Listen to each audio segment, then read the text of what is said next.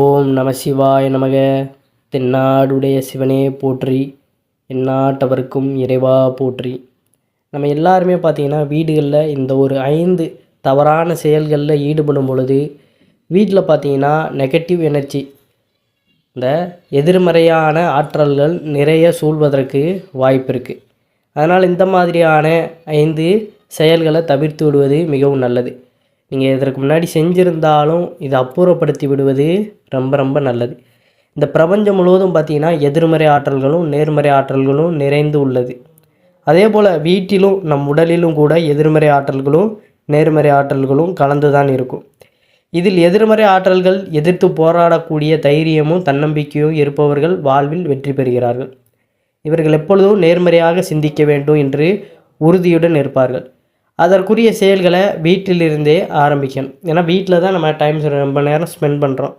ஆனால் வீட்டில் negative energy இருந்தால் நம்ம என்ன யோசித்தாலும் அதை நம்மளால் செயல்படுத்த முடியாது. முழுக்க முழுக்க நம்ம திங்க் பண்ணுவோம், இப்படி பண்ணணும் அப்படி பண்ணணும்னு, ஆனால் ஒன்றும் செயல்படுத்த மாட்டோம்.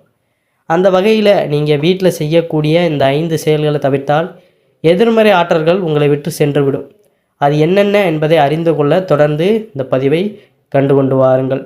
நம்மளுடைய சேனலுக்கும் முதன்முறையாக வரவங்க சப்ஸ்கிரைப் பண்ணி மறக்காமல் உங்களுடைய நண்பர்களுக்கும் இந்த பதிவானதை பகிர்ந்து கொள்ளுங்கள். முதல் விஷயம் பார்த்திங்கன்னா, நம்ம அனைவருக்குமே தெரிந்த ஒன்று தான். வீடை எப்பொழுதுமே நம்ம சுத்தமாக வைத்திருக்க வேண்டும். சுத்தம் சோறு போடும் என்பது எல்லோருக்கும் தெரியும். அதே போல் சுத்தமாக இருக்கும் இல்லத்தில் தான் மகாலட்சுமி தாயாரும் குடிகொள்வாள். எனவே பார்த்திங்கன்னா, நம்மளுடைய வாழ்க்கையில் பயணித்து கொண்டிருக்கும் திசைக்கும் நாம் செய்யும் செயல்களுக்கும் நெருங்கிய தொடர்பு உண்டு. தேவையற்ற பொருட்களை முதல்ல வீட்டிலிருந்து தூக்கி போட்டு விடுங்கள். தேவையற்ற பொருட்களை சேர்த்து வைப்பதால் தான் வீட்டில் தூசுக்களும் எதிர்மறை ஆற்றல்களும் பார்த்திங்கன்னா அதிகரிக்கின்றது. எங்கு பார்த்தாலும் தூசு தும்புகளும் இருந்தால் அந்த வீட்டில் எப்படி நேர்மறை ஆற்றல் பெருகும்? அதை காணும் பொழுதெல்லாம் மனதில் நம்மையும் அறியாமல் எதிர்மறை ஆற்றல் குடிகொள்ள துவங்கும். இதனால் நம்முடைய செயல்களும் அதற்கேற்ப தீய வழியில் தான் செல்லும் என்கிறது சாஸ்திரம். அதாவது இப்போ ஒரு வீடு பளிச்சுன்னு இருக்குது, சுத்தமாக இருக்குன்னா நமக்கு அதை பார்க்கும் பொழுதே ஒரு பாசிட்டிவ் எனர்ஜி வரும். கட்டாயம் இதை மனப்பூர்வமாக அனுபவித்தவர்கள் நிறைய பேர் இருக்கத்தான் செய்கிறாங்க. வீடு இவ்வளோ சுத்தமாக இருக்குது, நம்ம அதற்கு தகுந்தாற் போல் நல்லபடியாக நடந்து கொள்ளணும், ஒழுக்கமாக இருக்கணும், வாழ்க்கையில் அடுத்து முன்னேறுவதற்கான அந்த திங்க் பண்ணுற விஷயங்கள் நல்லபடியாக வரும். இப்போ வீட்டிற்குள்ளே நுழையிங்க, எல்லாம் போட்டபடியாக இருக்குது, குப்பையாக கிடக்கு. நீங்கள் வந்த உடனே பார்த்தீங்கன்னா அதை பார்த்ததுமே உங்களுக்கு ஒரு மூட் அவுட் ஆயிரும். நீங்களும் வந்து சும்மா உட்காந்துருவீங்க, என்னடா வாழ்க்கையில் நம்ம பண்ண போகிறோம் அப்படிங்கிற மாதிரி தான் அந்த திங்க் பண்ணுற வரும். இதே வீட்டிற்குள்ளே எப்பொழுதுமே நீங்கள் சுத்தமாக அந்த செயல்களில் வைத்திருக்கும் பொழுது, இப்போ நீங்கள் தனியாக இருக்கீங்கன்னா நீங்களாம் சுத்தம் செய்து கொள்வது நல்லது. அந்தந்த வீட்டு பெண்கள் எப்பொழுதுமே பார்த்தீங்கன்னா வீடை சுத்தமாக தான் வைத்திருப்பார்கள். அதனால் இந்த விஷயத்தையுமே தெரிந்து கொள்ளணும். முதல் விஷயம், வீட்டை சுத்தமாக வச்சுக்கிடணும். பொருட்கள் எங்கெங்கேயோ தேவையில்லாத பொருட்களை பூராமே பார்த்திங்கன்னா நம்ம கண்ணுக்கு படாதவாறு வேற எங்கிட்டாவது தூக்கி போட்டுடணும். அதையும் வீட்டிற்குள்ளே அடைஞ்சு தூசு துரும்புகள் இருக்கிற மாதிரி வைத்து விடக்கூடாது. நூலாம்படை சேர்ந்துருச்சுனாலே பார்த்திங்கன்னா அதெல்லாம் நம்ம டக்கு டக்குன்னு க்ளீன் பண்ணுறணும். ரொம்ப நாள் அப்படியே நம்ம விட்டோம்னாலே அதுவே நமக்கு ஒரு எதிர்வினை தான். அடுத்ததாக நம்ம படுக்கும் அறையில், படுக்கைக்கு கீழே பெட்ரூமில் பார்த்திங்கன்னா கட்டிலுக்கு கீழே பார்த்திங்கன்னா கட்டாயம் பிராணவாயு இருக்குமாறு நம்ம செய்ய வேண்டும். நீங்கள் படுக்கும் கட்டிலுக்கு கீழே தேவையற்ற பொருட்களையும் குவித்து வைப்பதை தவிர்க்க வேண்டும். அந்த இடத்துல பார்த்திங்கன்னா எந்த அளவிற்கு நீங்கள் காலியாக வைத்திருக்கிறீர்களோ அந்த அளவிற்கு பிராணவாயு உள்ளே வர அனுமதி கொடுப்பீர்கள். அந்த அளவிற்கு நீங்கள் நிம்மதியான தூக்கத்தையும் பெற முடியும். கட்டிலுக்கு கீழே குடிக்கும் தண்ணீரை தவிர எதுவும் வைத்து கொள்ளக்கூடாது. குடிக்கும் தண்ணீரை பித்தளை அல்லது பார்த்திங்கன்னா செம்பு பாத்திரத்தில் ஊற்றி மூடி வைத்து விட்டு தூங்கி பாருங்கள், நிம்மதியான தூக்கம் வரும் அப்படிங்கிறதான். அந்த நெகட்டிவ் எனர்ஜி பூராமே அந்த செம்புவானது பித்தளையும் ஈர்த்து கொள்ளும் அப்படிங்கிறது. அப்போ நமக்கு எந்த ஒரு எதிர்மறையான எண்ணங்களும் வராத மாதிரி நல்ல தூக்கம் வருவதற்கு இது வழிவகை செய்யும். இப்போ வேஸ்ட்டு பொருட்களை பக்கத்துலேயே போட்டிருக்கோம்னு வைங்களேன், அதுவே நம்ம தூக்கத்தை கெடுத்து மைண்டுக்குள்ளே நமக்கு கெட்ட கெட்ட கனவுகளை வர செய்வதற்கு இது ஒரு காரணமாக இருக்கும். அதனால் இதையுமே நினைவில் வைத்து கொள்ளுங்கள். அதற்கப்புறம் நம்ம தூங்கும் அந்த படுக்கும் தலையணைக்கு கீழே பார்த்திங்கன்னா நிறைய பேர் நிறைய பொருளை வைப்பாங்க. அந்த தலையணைக்கு அடியில் மணிப்பர்ஸ் வைப்பது, மாத்திரை மருந்துகள், தைல பாட்டில்கள், மொபைல் ஃபோன் வைப்பது போன்ற செயல்களை பார்த்திங்கன்னா கட்டாயம் தவிர்க்கணும். தலையணைக்கு கீழே மருதாணி செடி உடைய இலை அல்லது கொஞ்சமாக வேப்பிலை ஏதாவது ஒன்றை வைத்துக்கொண்டு தூங்கி பாருங்கள். நல்ல ஒரு புத்துணர்வு ஏற்பட்டு ஆழ்ந்த தூக்கத்திற்கு செல்வீர்கள் அப்படிங்கிறது தான் நிதர்சனமான ஒரு உண்மை. வேறு எந்த ஒரு மொபைல் ஃபோன் பெரும்பாலும் பார்த்தீங்கன்னா அனைவருமே மொபைல் ஃபோனு தான் பக்கத்தில் தலைமாட்டுக்கிட்ட வச்சு தூங்குவாங்க. எப்பொழுதுமே அந்த மாதிரி செய்யாதீங்க. மொபைல் ஃபோனை எப்பொழுதுமே பக்கத்தில் அருகில் வைத்துக்கொள்ளாதீங்க. வேறுங்கிட்ட தள்ளி தூரமாக டேபிளில் பார்த்தீங்கன்னா அங்கே வச்சுக்கொள்வது தான் நல்லது. இப்போ நீங்கள் அலாரம் செட் பண்ணால் கூட பார்த்தீங்கன்னா நீங்கள் மொபைல் ஃபோனை பக்கத்தில் வச்சு நீங்கள் அலாரத்தை செட் பண்ணிட்டீங்கன்னா உங்களுக்கு கண் விழிக்கிற அந்த நேரத்தில் அலாரம் அடிக்கும்போது டக்குன்னு எந்திரிப்பீங்க. ஆனால் அந்த தூக்க கலக்கம் அப்படிங்கிறது உங்களை விட்டு போகாது. அப்போ நம்மளுடைய மைண்ட் என்ன செய்யணும், அதை அணைச்சிட்டு திரும்ப தூங்க போ அப்படிங்கிற மாதிரி தான் இருக்கும். நம்ம பக்கத்தில் இருக்கிறனால டக்குன்னு அணைச்சிட்டு தூங்கிடுவோம். அப்போ நம்ம இந்த நேரத்தில் எழுந்திரிச்சு இந்த வேலையை செய்யணும், படிக்கணும் அப்படின்னு நம்ம ஒரு முடிவு எடுத்திருப்போம். அப்போ இதற்கு இது ஒரு தடையாக இருந்துடக்கூடாது. அதனால் பக்கத்துலேயும் வச்சுருக்கக்கூடாது. அலாரம் வச்சுருந்தாலும் கொஞ்சம் தூரம் நம்ம எழுந்து போய் அதை அமர்த்துற மாதிரி வைக்கணும். ஏன்னா அந்த சத்தம் நம்மளுக்கு கேட்க கேட்க நம்ம பக்கத்தில் இருந்தால் அணைச்சிட்டு படுத்துருவோம். தூரமாக இருந்தால் என்ன பண்ணுவோம், கட்டாயம் எழுந்து தான் ஆகணும். ஏன்னா அந்த சவுண்டு நம்மளை தூங்க விடாது. எழுந்துட்டோம் அப்படிங்கிற பட்சத்துலேயே பாதி தூக்கம் நம்மளுக்கு போயிடும். அதனால் இந்த ஒரு விஷயத்தையும் தவறாமல் கடைபிடியுங்கள். தலையணைக்கு அருகில் கீழே வேப்பிலையோ மருதாணி செடியுடைய அந்த இலையோ வைத்து கொண்டு தூங்குங்க. நல்ல தூக்கம் வரும்.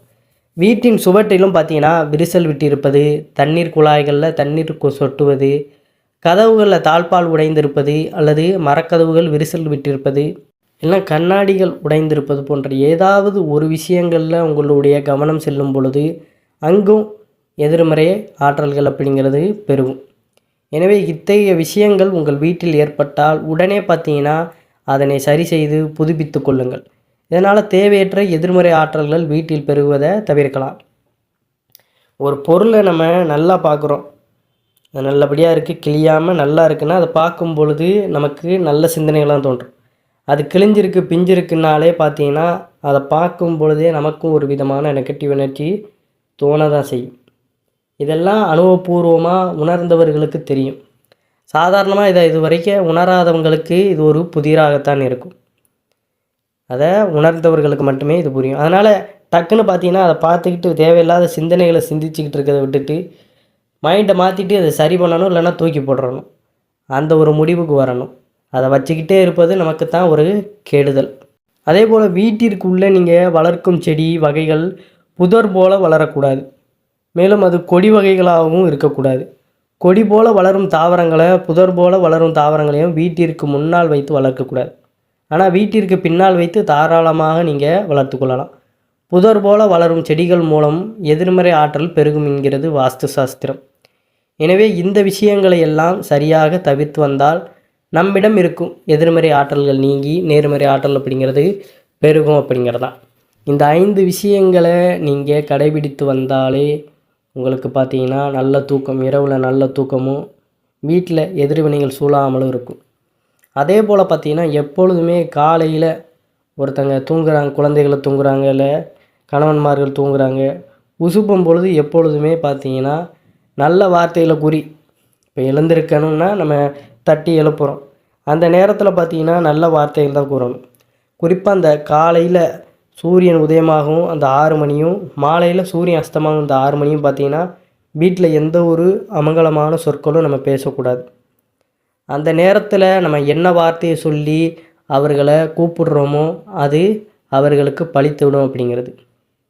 இப்போ நீங்கள் சோம்பேறியாக இருக்க அப்படி இப்படின்னு நம்ம சனியனேன்னு வைரோம் அப்படிங்கிற பட்சத்தில் பார்த்தீங்கன்னா அந்த டயத்தில் காலை நேரத்தில் இவ்வாறான சொற்கள் நம்ம பேசுவது நம்ம குடும்பத்திற்கு பெரிய பிரச்சனைகளை உண்டு பண்ணும் அப்படிங்கிறது தான். அதனால் இந்த விஷயத்துலேயும் கொஞ்சம் உஷாராக இருக்கணும். வீட்டில் பெரும்பாலும் இந்த அமங்கலமான வார்த்தைகளை பேசுவதை தவிர்த்து விடுவதே மிகவும் நல்லது. இதுவும் எதிர்வினை தான். அந்த இடத்துல பார்த்தீங்கன்னா உங்களுக்கு கோபம் வந்தாலும் அது அன்பான முறையில் சொல்லி கொடுப்பதில் தவறே கிடையாது. பதிலுக்கு நம்ம ஒரு கோபத்தில் ஒரு வார்த்தையை விட அங்கே ஒரு கோபத்தில் வார்த்தை ஒன்று வரும். இப்படி மாறி மாறி நம்ம பேசுவதனால பார்த்தீங்கன்னா வீடே பார்த்தீங்கன்னா அமங்கலமாக மாறிவிடும். இப்போ மகாலட்சுமி தேவியும் குடியிருக்க மாட்டாங்க, தெய்வ கடாட்சமும் இருக்காது, மூதேவி வாசம் அப்படி வந்துடும். அப்போ என்ன நம்ம வீட்டில் என்னென்ன செய்ய தோன்றினாலும் அந்த இடத்துல நமக்கு அந்த அமங்கல வார்த்தை தான் வரும். அதனால் நல்ல வார்த்தைகளே பேசுங்க. எவ்வளோ கோவம் வந்தாலும் பார்த்தீங்கன்னா அன்பான முறையில் அதை சொல்லி புரிய வைக்கணும். எதற்கெடுத்தாலும் கெட்ட வார்த்தைகளை பயன்படுத்துவது, இல்லை சனியனே அப்படின்னு திட்டுவது, இந்த மாதிரியான சொற்றொடர்களை பயன்படுத்தவே கூடாது. கண்ட்ரோல் பண்ண கற்றுக்கணும். செல்ஃப் கண்ட்ரோல் பார்த்திங்கன்னா ஒருவருக்கு ரொம்ப ரொம்ப முக்கியம். அதை மீறி அவுட் ஆஃப் கண்ட்ரோலில் போயிடுச்சுன்னா அதற்கப்புறம் பார்த்திங்கன்னா அசம்பாவிதங்கள் நடக்க ஆரம்பித்துவிடும். இதையும் தெரிஞ்சு வச்சுக்கோங்க. மேற்கூறிய இந்த 5 செயல்களை முதல்ல நீங்கள் வீட்டில் இருந்து அப்புறப்படுத்துங்க. தேவையில்லாத குப்பை கூலங்கள், நீங்கள் தூங்குகின்ற இந்த பெட்ரூம்க்கு அடியில் அது கீழே எதுவும் இருந்தாலும் அதை எடுத்து போடுங்க. பிராணவாயு சக்தி எந்த அளவுக்கு அதிகமாக இருக்குதோ அந்த அளவுக்கு நமக்கு பெட்ரூமில் நல்ல ஒரு நிம்மதியான தூக்கம் வரும்.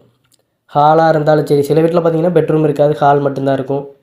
அதிலே எல்லாத்தையும் பண்ணுவாங்க. அப்போ அந்த இடத்தையே எவ்வளோ நீட்டாக வச்சுருக்கீங்களோ அந்த அளவுக்கு பார்த்திங்கன்னா வீடு எதிர்மறை ஆற்றலில் இருந்து தப்பித்து விடும் அப்படிங்கிறது தான். இந்த பதிவில் குறிப்பிட்டுள்ள விஷயங்கள் எல்லாமே பார்த்திங்கன்னா அனுபவ ரீதியாக நம்மளுடைய முன்னோர் வழியில் நம்மளும் உணர்ந்து கொண்டிருக்கின்ற விஷயங்கள்.